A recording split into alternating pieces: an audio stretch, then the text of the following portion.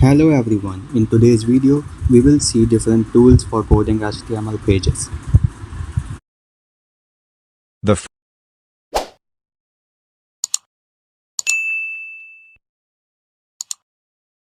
first one is Notepad. So this is your HTML code on Notepad. You have to save it as HTML file. Now let's see setup for verses.code. I have already installed. If you have not installed it in your device, I provide link in the description. You can install it from there. First you have to install the extension live server on v.s.code. I have already installed it. Then you go to Explorer and open your any HTML file and right-click and select Open with Live Server.